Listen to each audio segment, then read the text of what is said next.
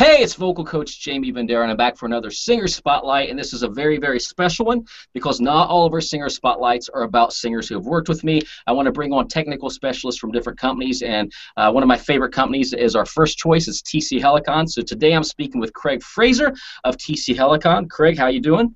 Good, Jamie. How you doing? Good. Craig, if you don't mind, I want you to tell our viewers all about yourself.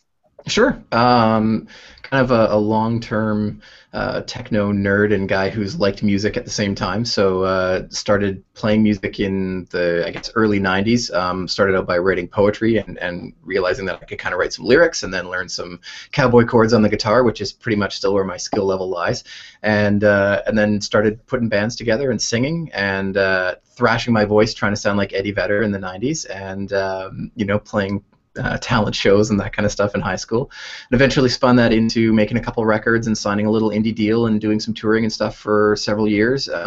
Moved from the small town to the big town kind of thing, and had some really good times doing that. And along the way was always the guy who knew how to set up the PA and got the band into in-ear monitors and did all that techie kind of stuff. So it kind of really suited moving to studio work when I wasn't doing band stuff, and eventually kind of fell a bit out of love with performing and decided I wanted to be more on the behind the glass side of things. Did that for a few years. I ran a jingle company for a couple of years. That was kind of fun. Wow. And then went and did some electronic engineering schooling, which I became a two-time college dropout doing that because I ended up being there and realizing I love being in school and I love teaching stuff and being in groups and that, but I didn't want to solder stuff my whole life. So I kind of ended up out of that schooling, and then found TC Helicon. Did some career counseling and met up with a wonderful lady who kind of helped me get feelers out and start talking to people about what was going on in the industry, and then ended up going for a coffee with Tom Lang, and ended up getting the gig at Helicon. So to me, it's the perfect dream job. I get to play just enough music and sing and all that kind of stuff as part of my job, and then do video and sort of expand a lot of my technical aptitude and all that. And then I get to design gear and have a lot of input on what goes on in the product. So it's been completely one of those weird roundabouts, to find out and find where I'm happy and where my day-to-day is really awesome. Well, I got to say that's how I found you. I mean, I know Tom and Kevin and a couple of the other guys, but what really interested me with you is the mic mechanic video. Because I was actually, like I told you earlier, I was filming for my Vendera Vocal Academy, and some students who had a mic mechanic said, "How do you use this?" And I watched your videos, and I'm not going to lie, like I told you earlier, I basically just took notes and stole everything you said and just re-explained it. Completely flattering. Oh, it was an amazing video. So I have been a big fan of TC Helicon. If you've known TC as long as I have, they had the voice prism way back when, like 10 or 15 years ago. For sure. Now the funny thing is, I'm foaming at the mouth over this thing. I'm like, I gotta have it. It's like what, 2001, 2002, something like that. But what I did, I'm frugal. Actually, I'm cheap. So I'm looking, and I want to admit this now. They have the Antares AVP1. And they had the voice prism. There was several $100 difference. Sure. And I thought, well, I didn't know a lot about those effects, and I thought, well, I want to go with the Antares. Nothing against Antares. I love their auto-tune. I use some of their stuff. But for me, it was a big mistake because I didn't realize it was really two completely different things. So I waited a couple years. You guys released something new called the Voice Live. Mm-hmm. And I bought it, not the Voice Live 2. The original one, yeah, cool. The original one. Now, I got to say, I love that chassis. I like it's heavier, like the TC electronic gear. And but then the Voice Live 2 came out, and I got it, and I was blown away. I could not believe the difference. It's not that it sounded better. There was just so much more usability, with the software that came with it. So that's really kind of what I want to talk about today, because I have so many singers are asking me, Jamie, do I need Voice Live 2 or 3? Do I need Voice Live Play? Can I use the voice tone singles? So if you don't mind, I want to kind of go down the list, starting at maybe like the highest price to the lowest. Okay. And maybe you can kind of give me your insight so my singers and anyone watching this video will know what best suits them. So I really want to start with, since I mentioned Voice Prism, the rack mounts. You have, I just got my list here, so don't forget. You got the Voice Live rack mount. You also got the VoiceWorks, the VoiceWorks Plus. Right. Can you give me just a basic overview and tell me what the difference is? Yeah, sure. I actually wasn't here when VoiceWorks and VoiceWorks Plus were made, so my knowledge of those is limited. You know, typically when I'm doing the high-level support stuff and I get a question about them, I go running off to somebody else, be like, "How does this thing work?"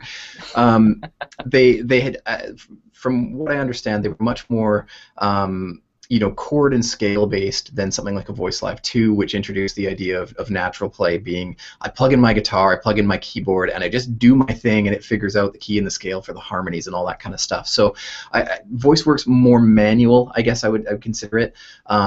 Still got the effects in there, like some of the modulation stuff, chorusing and flanging and that kind of stuff, and of course reverb and delay and pitch correction, and a lot of those effects kind of become the staples, and they've been in there since, like you were saying, with Voice Works and even some of the stuff in, the original Voice Live and some of the stuff like Voice Prism. Those effects have been in there for quite a long time, and they tend to be the effects that everybody uses on everything, reverbs and that kind of stuff, EQ. So that's been in there the whole time. And then the Voice Live Rack became it's Voice Live 2 in a rack mount formula. So that was essentially the entire motivation for that, was to give kind of a studio-based version of Voice Live 2. At this point, as far as I know, VoiceWorks and VoiceWorks Plus have been moved to our discontinued pile, so they're not available for purchase, other than if you can find one lying around, you can probably get them for a fairly good deal these days. But I would say that if you're more of a sort of in-depth studio guy and you understand music theory, then you can go in and you can define your scales and your harmonies and all that. It's a more manually based device, whereas if you go for something like a rack, it's a bit more plug and play and has obviously more functionality with USB and that kind of stuff. Gotcha. But and the Voice Live Rack would actually be good. Well, I see it good for two situations. Of course, if you're in a studio, because I love, TC's got great software anyway, for your reverb, your delay, and all that. But also, if you have a sound guy, maybe exactly. You're a singer who doesn't want to have a pedal on stage, but maybe in rehearsal you work with your sound guy and say, hey, here's my patches I want for this song, this song, and this song. For sure. And they can do it if they want to have the live play. If they want to have a guitar chord, of course they could route it all the way to the soundboard. But that way it's just not, some singers are like that. They just don't want a pedal on the ground connected to their microphone. Maybe they want a wireless or something, and they don't want to. But you can use the pedals with wireless. I've done it, for sure. Yeah. Yeah, I think when we go to interview sort of the bigger bands, the ones that are out there touring professionally, from the sort of couple of thousand seat venues to the giant stuff, they typically are doing the front of house rack kind of mounted situation, and often they'll have tied in something like a rack into show controller software, so the lighting cues are going on while the vocal sounds are changing and all that, and the sound guy is just running a bunch of MIDI stuff, to control all that kind of thing. So if you want to go down that route, that's a really effective way of having it all change.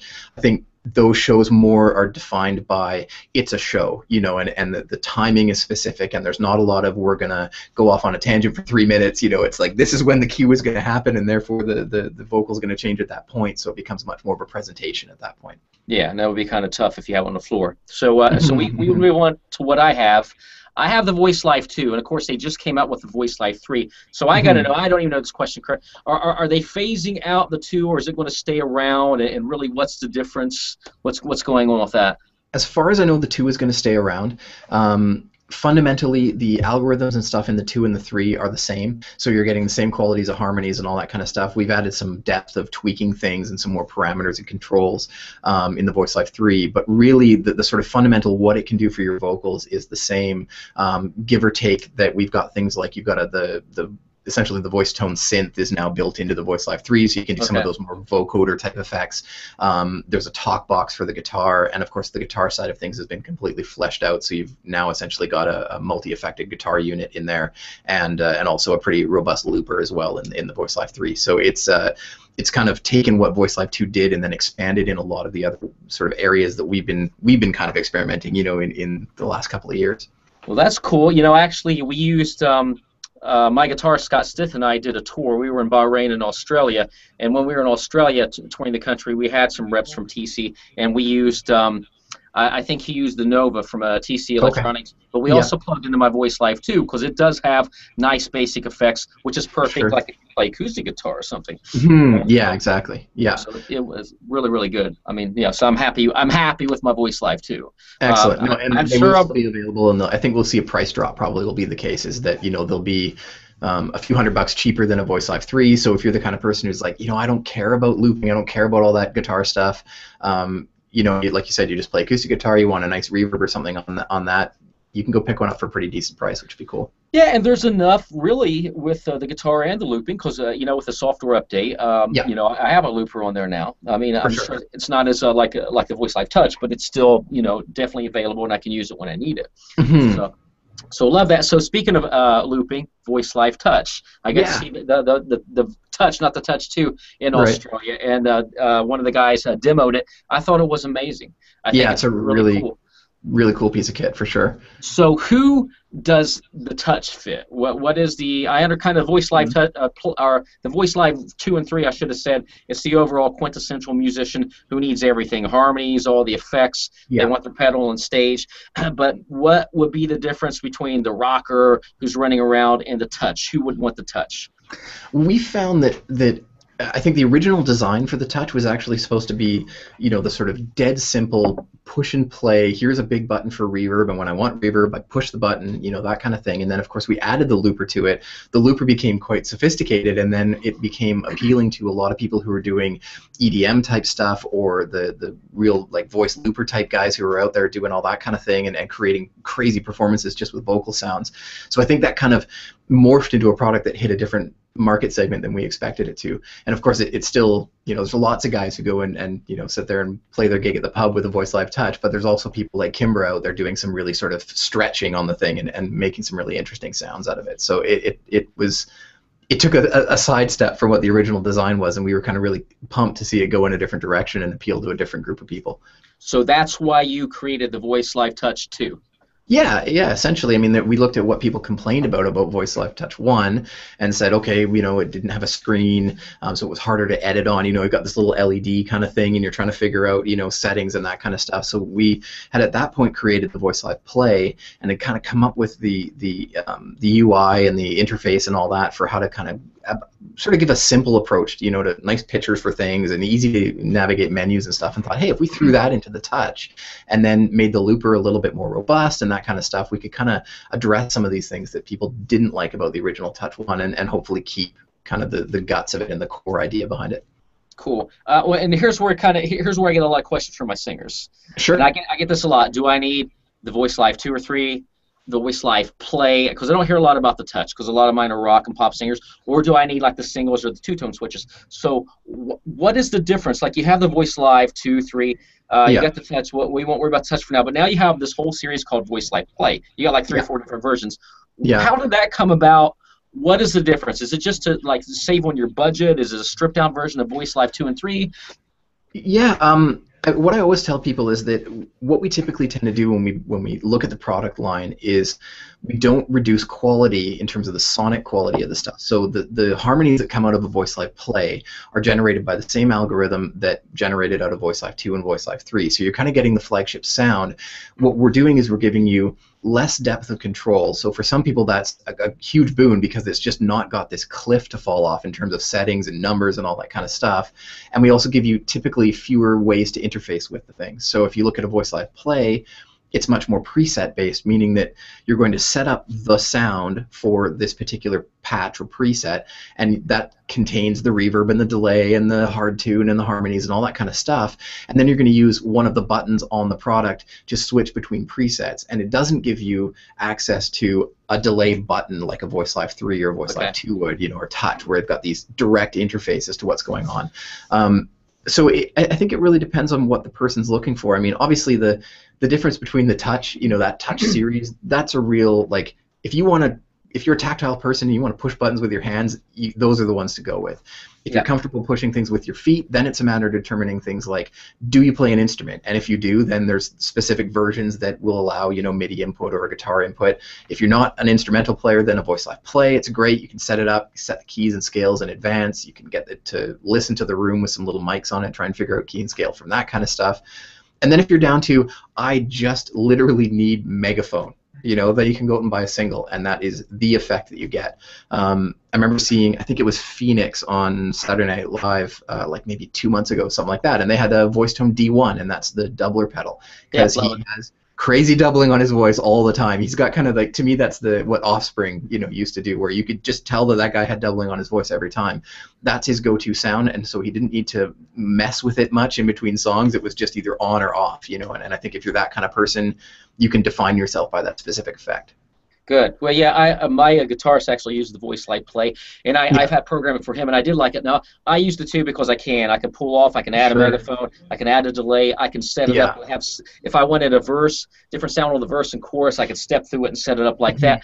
Where with him, he's just like, dude, just set me up. If you want me to sing, let's program this thing, or I run my guitar through whatever you want to do, and it's done. It's this preset, this preset, and it works, and it saves you some money, and it's still an amazing thing. And I honestly, I didn't hear any difference, and I'm glad you mentioned that. I didn't hear any difference in the sound quality. I thought, wow, this thing is, not less than half the price of what my Voice Live 2 was, and it sounds flipping phenomenal. Now the ones that, and we'll get into the singles in a minute, but we have the two-tone switches as well, like the Create XT, the Correct XT.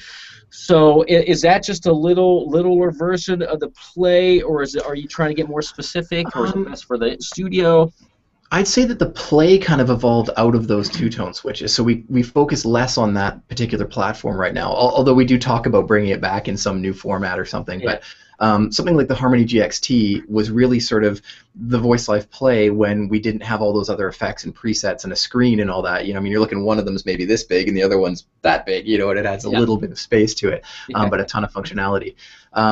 They were a bit more specific, I think, as well, when you're looking at, we've only ever offered something like feedback crushing, in a Correct XT, and it takes so much processing horsepower that we really can't put it in a lot of other products without adding an entire other processor to handle it. So that gave us a specific platform to do that on, and same goes for the voice tone synth.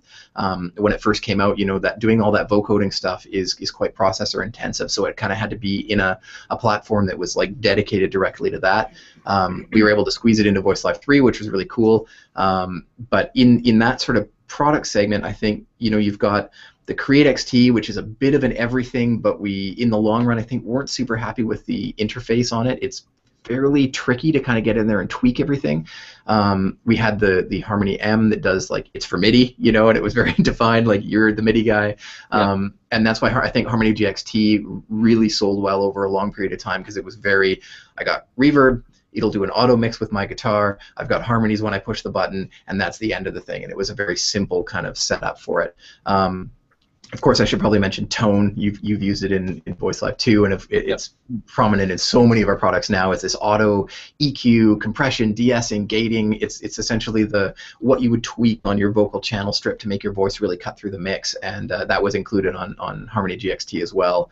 And that's sort of the one-button solution to make yourself sound better. So that particular two-button platform, I'm kind of curious to see what we might be able to do to rebirth it a little bit. But right now, it's been the one that's kind of been replaced by the Play and the touches and that kind of stuff. Now I have, like I said, we had the Create and the Correct, and Scott's got the Create XT, and it was the most. Not that we don't like it, so please, I love everything TC. No, you can trash it if you want. No. It wasn't like that. But he preferred his Voice Live Play because it was just preset, and we used to we'd have rehearsal, and he'd be like, let me tweak this, and he'd spend a little time, which is not. If you're into techno stuff, it's not that hard to set. But when you have the Play, you have your little screen, the preset, you can go in and change your reverb. Bam, you're not twisting the knob and setting it there to where you can hit it and knock it off. And there's also the element of saving it. It's just, I've done my little tweak, store, okay, now it's there for next time. Absolutely. And I want to be honest with you, I told you this earlier, I don't know what I like more. I don't know if I like the Voice Live 2 or the voice tone singles, because back in the 80s, when vocal effects just weren't popular for singers, I would buy used guitar pedals, like a flange or an EQ from my buddies, and I would jerry-rig some crazy connector to this to that to run through, just to go through an amp to have my own sounds. So when the singles came out, I was like, whoa! And my favorite, of course, I love the D1, and I know these aren't really singles, but they kind of are, but like the Mic Mechanic. I like the Harmony Singer over the H1, even though since I got the Harmony Singer H1, I don't really need Harmony Singer because Scott could use it if he wants, but the Mic Mechanic, like you said, the tone, it's got my delay, it's got my reverb, so I I really maybe like which one is the X one? Is that the one with the extreme sounds? So the X1 is the megaphone. Yeah. Yeah. So I like it. I like the D1. I like them all, but the D1, X1, and Mic Mechanic, it's so easy. I actually got me a board, put some Velcro on it, slapped them on there. I got my wireless set up in there, and bam, if I'm doing a workshop, I'm ready to go. Or if I don't want to do a wireless, I got my MP75, depending on where I'm at. So singles. Yes. How did that come about?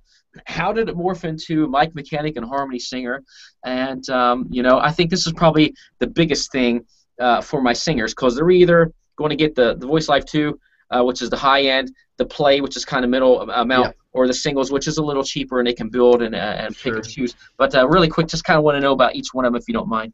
I think the singles is pretty much exactly as you described, is that people resonated with the idea of what you see is what you get, guitar pedal style. When I push this button, X happens, and that it's very easy to define that. Something that we've really had to try and figure out with singers in general is that they're just not exposed to gear in the same way that a guitar player is. There's this fundamental thing where when you decide that you want to play guitar, you have to go and get yourself a guitar, and typically that will involve going to a music store or something. You'll see somebody else there. There's walls of gear. It becomes this sort of intrinsic part of that experience, that gear is associated with playing guitar, and pedals and amps and all that stuff.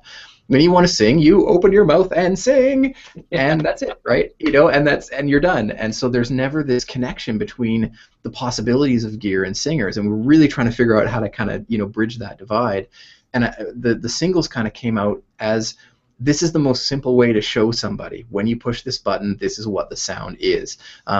Even in something like the Voice Live Play, you could change 6 or 7 sounds in a preset. So you're pushing one button and 6 or 7 things are happening, and that can be a little bit enigmatic to people. They just don't see what's going on in the background.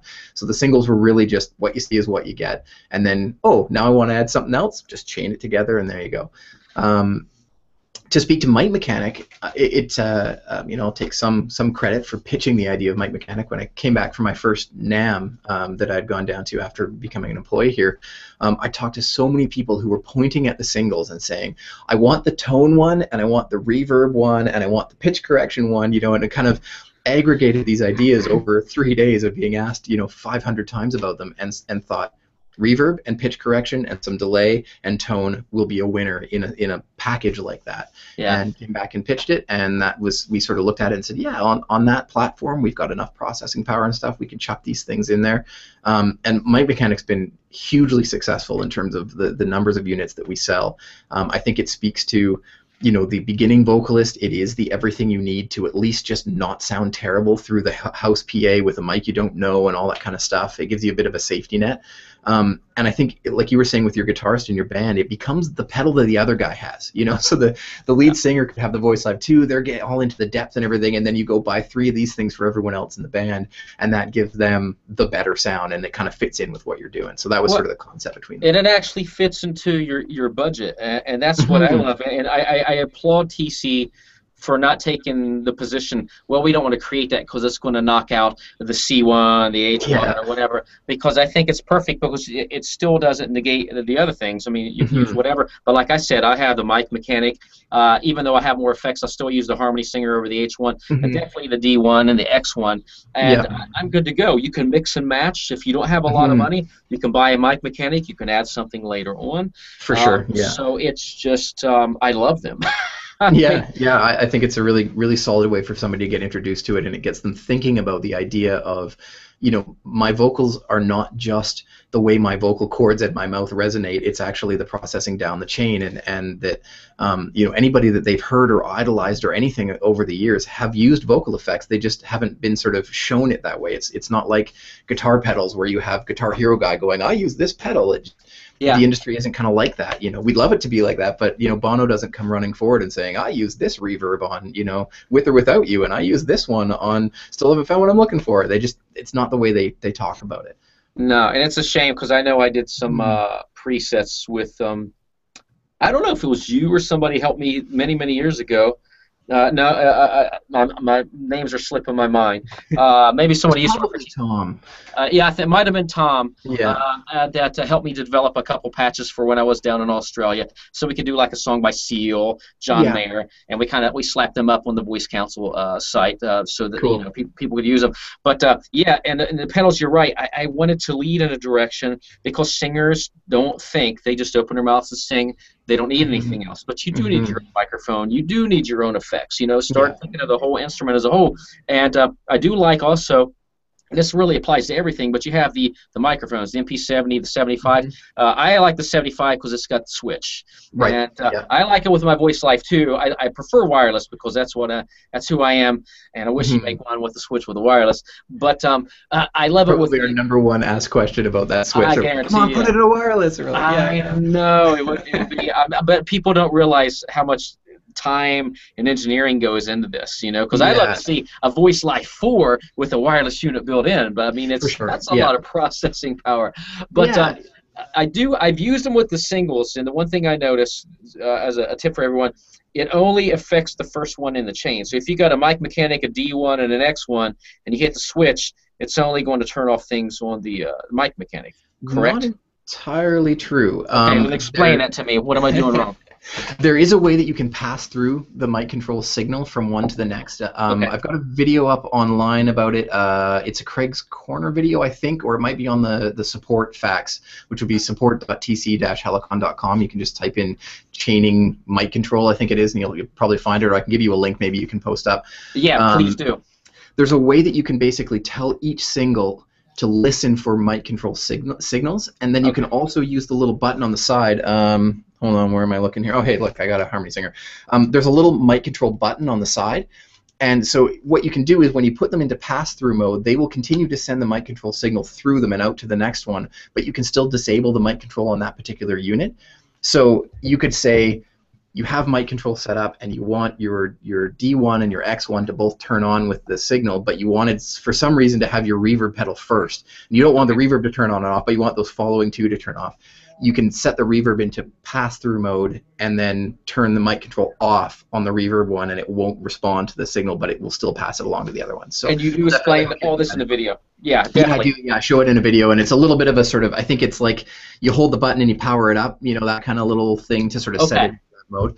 But yeah, there's definitely a video. So glad to hear that, because I tried pushing the buttons and I'm like, none of it's working. Yeah, you got to get in that mode first. Yeah, I want them to shut off, like if I want to talk to the audience or something. For sure. Yeah. So, and we kind of mentioned the MP70 and 75. Are they? They're actually really good. I'm not going to name any other brands. Of course, I've used SM58s. I've used Encore 100 and 200s. But I actually liked them, since I'm not slamming anyone else. And I'm not. This is straight up. I'm not lying. I actually like the sound better than some of the other microphones I've used. So I'm assuming you guys put some serious time into developing this capsule. Yeah, a lot of the time was spent, obviously in the sound of the mic in general, and then also in getting the polar pattern to be really tight. One of the things that any of our harmony processors will suffer from is this sort of warbles that people will say they hear. When you've got your voice coming in, and that's the biggest, loudest thing, but you also have like guitar and some keyboard stuff or whatever. The more the mic picks up, the more the system goes, was that a voice? Should I make a harmony note to that? Then you get this little whoop, whoop, whoop that goes on in the background, and it's kind of just inherent to the way that things work. So the closer that the mic pattern can be around the mic, so that it's not picking up stuff in the back and up top and all that stuff, the better. So MP70 and MP75 are really good at rejecting the other stuff in the room, and you can, if you put a 58 in there and you sing and you hear the warbles and you slap it in an MP75 or an MP70, it'll just go away, and you can really tell the difference. That's what had happened to me. We were rehearsing, and I was I grew up with a 58, so I love sure. But I would go across the stage, and if I'd be by Scott's guitar amp, it would do this little like a digital kind of glitch thing, and I'm like, what is going on? I'm over there trying to program my Voice Live, thinking, what did I do? And then I swapped it out. I thought, let me try it, because we had gotten a couple of 75s where Scott and Keith and hooked up their Voice Live plays. And it was a really tight polar pattern, and I was like, wow, this is cool. I'm not picking up any other artifacts, so it's dead on. So it's a bit of an anti-mic technique, Mike. A lot of people are taught to come in and out a lot with mic technique, and of course with a really tight polar pattern, you kind of have to eat it the whole time. So it is a bit of a different approach that way. That's what I do, and actually, because a lot of times, because I do a lot of screaming, and you can actually kind of distort like an SM58 head, if you're right on it, and I can do that with the 75, and it's fine. Cool. So yeah, I don't do that a lot anyway. I want to talk about a couple more things. I know it's tight, so I don't want to keep you forever. Voice Solo, the monitors. You actually see I got one here. This is the old version you discontinued, but thankfully you came out with a new one. There's a new one. Wait, I got a new one. Hold on. You canceled these. I thought, oh my God, no. And I even asked Kevin and a couple people. Why? Oh, perfect. So does the new one have effects, or what's going on with this? Yeah, it does. So the new one has got reverb in it, and you can control reverb on each of the 2 channels for the input. So you basically set up your reverb style, you know what you want it to sound like overall, and then you can set a level for each reverb on each of those channels. Put your voice and instrument, or 2 voices or whatever, into the same kind of physical space. It's got tone as well, so that's really great. You know, just the idea of pushing a button and making yourself sound better. And then it's got a sort of few more ins and outs and things compared to the Voice Solo, with monitor pass-throughs and that kind of deal, so you can chain a whole bunch of them together and that kind of thing. Now, what would you suggest? Are these mainly for rehearsal for your personal monitor at your gig, or would they be perfect for the actual vocal speaker at a coffee shop kind of gig? In a small-ish venue at the coffee shop, I think you'd be able to get enough out of one of these things to make it your sort of your PA. I mean, I wouldn't really call it that. It would be sort of you want to take the tiniest little setup you could possibly take somewhere, then one of these things can fit the bill. On the bottom end of it, it's got this little hole here that can then mount on a speaker stand like this. Obviously, it does throw all this stuff sideways at that point. The real thing for these, the thing we're so excited about, is that we stole the idea from Voice Live Touch of mounting on a mic stand, and we put the clamp type deal on here that allows you to just click it in like that, right? So, you know, we always joke that the competition, and even ourselves in the past, the idea of sticking it on a mic stand with this like helicopter and duck thing where you're trying to like get the mic off this, you know, you got the boom swinging around and all that. So this is just the walk in and click it in. No, I like that. That's what this is, the helicopter, you know. So exactly. So we figured that was kind of a better approach, and then, you know, people will use these as their personal monitor. You know, having your own sound. The idea of more me is something we sort of tried to push with people in terms of knowledge. You know, that if everyone in the band gets an even mix of everybody as their monitor mix, and then they have another channel that comes through their monitor that they can turn up of themselves, that's typically how people want to be monitoring. You know, they want to hear what everyone else is doing, but you want to hear the most of yourself, and so that gives people the opportunity to do that with these things.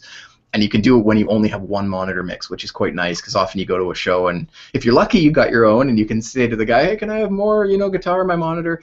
Typically, you have one mix, or sound guy doesn't care, or whatever, and we're trying to sort of help people get over some of those hurdles that they run into when they go to a show and don't necessarily have everything in place to make their sound perfect. So that allows them to control it themselves? Yeah, exactly. Okay. So you can imagine that you'd, you know, you might have your monitor mix coming in on channel 2, and you'd be able to control the volume of that. Gotcha. And on channel 1, you'd have yourself. You actually plug into the back of this thing and then go out to the board. And there's a special mode for that, so you don't create feedback loops and stuff. You'd have yourself here, and you could turn yourself up on channel 1, turn the band down on channel 2, and you get your own mix, and then turn the volume up and down. So it's pretty flexible in terms of all that kind of stuff. No, that's great. So I think you kind of cleared up a lot of this, because I wanted to know the difference. I'm going to have to get one of those monitors now. It's killing me. For sure. You know, it's interesting. I think the Voice Solos in general, it wasn't something that we actually wanted to stop making. It basically came, as far as I understand, and I wasn't here during that time, but it came down to manufacturing issues. We just could not get them built the way we wanted to, by the people we wanted to, in the time frame that we needed to have happen. And we essentially just ran into this roadblock that made us discontinue the product, and it was actually quite successful. So I was shocked, you know, because I've used, you know, Fender and all kinds of personal monitors for 20-something years, and I use it every day. I use it when I teach. I play my piano when I'm teaching voice, and it's the perfect monitor. I mean, it's crisp and clean. I can do a little EQ, plenty of volume, so I don't have to worry about it. I mean, it gets pretty loud.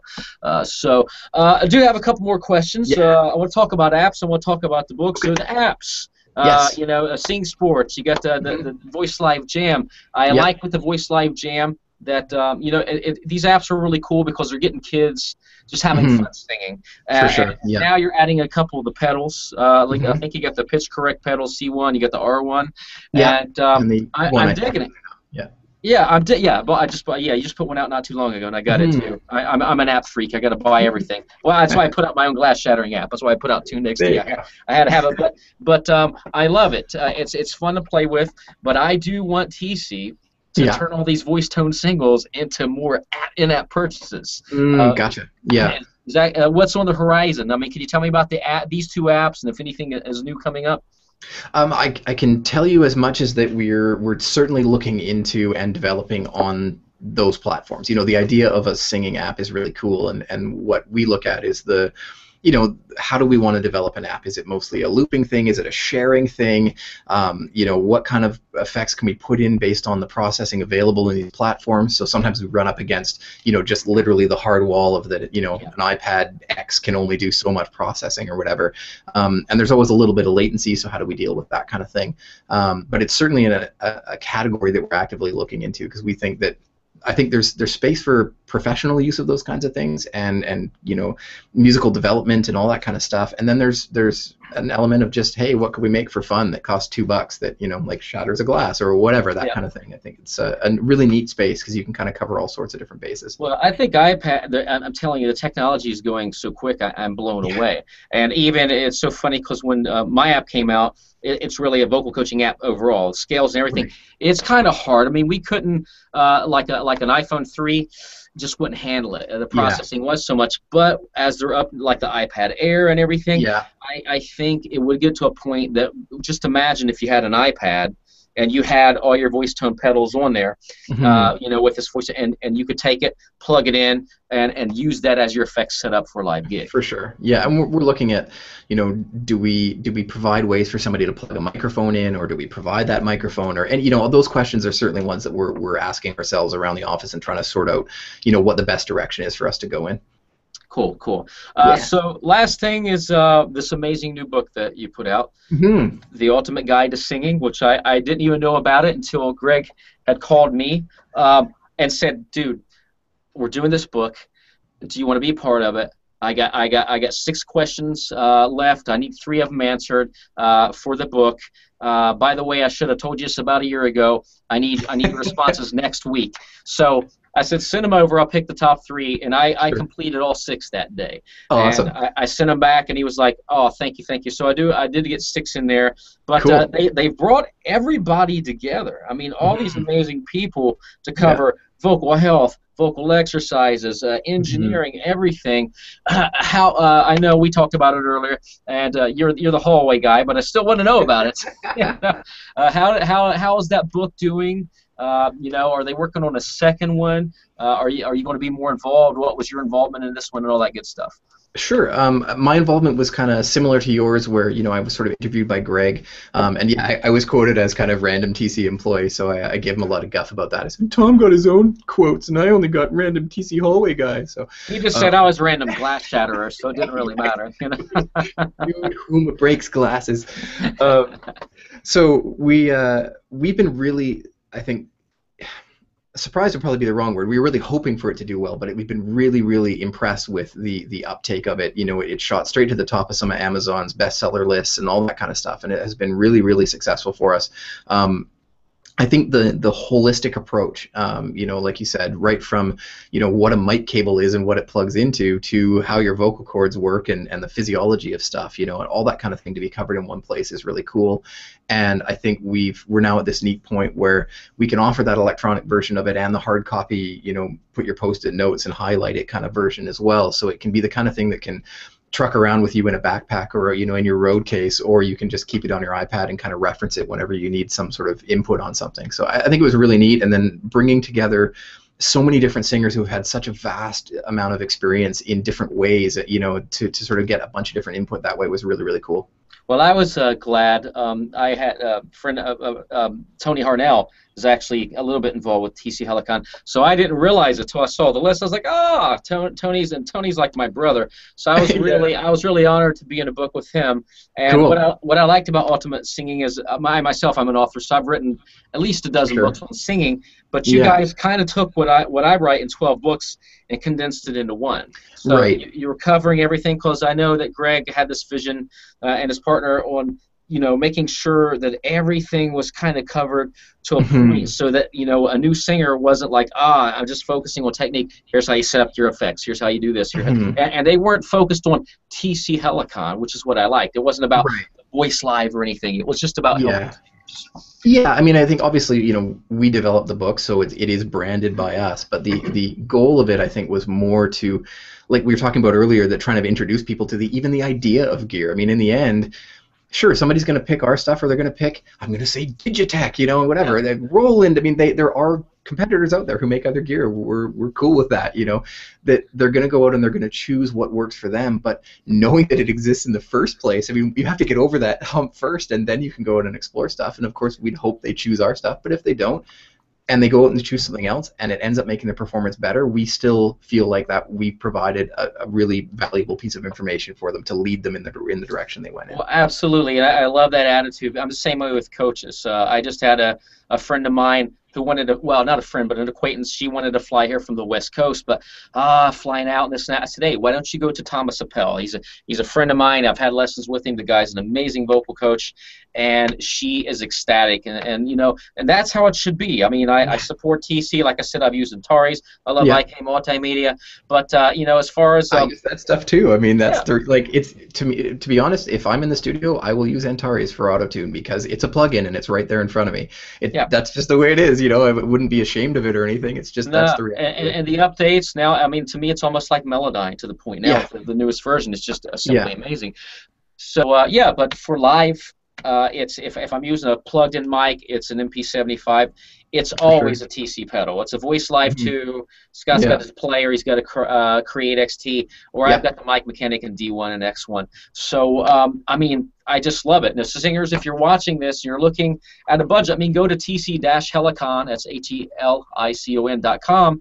Go to the products. You can see all they have, and you can kind of figure out what works best for you, whether you want to have a bigger budget and you want to spend more money for the Voice Live 2 or 3, or you want to start building at the bottom. And it doesn't mean if you're building at the bottom it's any less. I mean, it's like Craig, like you just said, it's all the same technology. You're not putting in some stripped down, tiny weeny, not that good reverb in a Mic Mechanic. I mean, that's the same reverb as you would find in the Voice Live 2, but all of a sudden you don't have to deal with 50 parameters to program this thing. And if something like pre-delay gets you excited, then buy a Voice Live 2 or 3. If pre-delay is, what the hell is pre-delay, and it makes you nervous, don't buy a Voice Live 2 or 3. Get a Play or a Mic Mechanic or something like that. Yeah, well, if you don't want to think about attack threshold and ratio for your compressor, just tweak turn the button to the right, and you're done, or hit the tone pedal.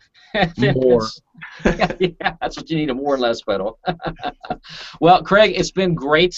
Thank you so much. I'm sorry it took long to do this interview. I know we both been busy. Wonderful. I just want you to know I've been a TC supporter for 10 years. I truly believe in them. That's why I mentioned them in Raise Your Voice 1 and 2, my books, and that's why I'm part of their book, and that's why we push it in the Vendera Vocal Academy. And I can't even count how many of my students and singers and friends and fans have bought TC Helicon because of my suggestions. I wish I could keep track so you guys know that I am kind of worth something, but I just want to help you. That's the main thing, and I want to help singers. And I personally don't think you could ever go wrong with TC Helicon. So, Craig, you got any last words to say? I think just in general, get out there and experiment with stuff. I think to realize that power for vocal effects and your overall vocal sound is in your hands. Go out, advocate for yourself, make sure that you take the stuff with you to your gigs and use it and integrate with it, tell other singers about it. I think it's a really neat and evolving new sort of foray for people to go into now for vocal effects. It's been the guitar effect thing forever, but now vocal effects are really coming out of the forefront, and you can do so much with them. Just go and have fun. Well, you sit there and watch your guitarist tweak his pedal. Start tweaking your own pedals. Exactly. And you'll be surprised at the amazing sounds you can get. It doesn't make you any less or any more of a singer. It just helps you develop that overall sound, and that's what we want. We want to have a great sound for performance. So, Craig, thank you. Viewers, thank you so much, and I'm sure we'll do more singer spotlights with Craig and TC Helicon in the future. But again, it's been a pleasure, Craig, and I'm glad to have you on today. And singers, I guess we will see you next time. See you in the next Singer Spotlight.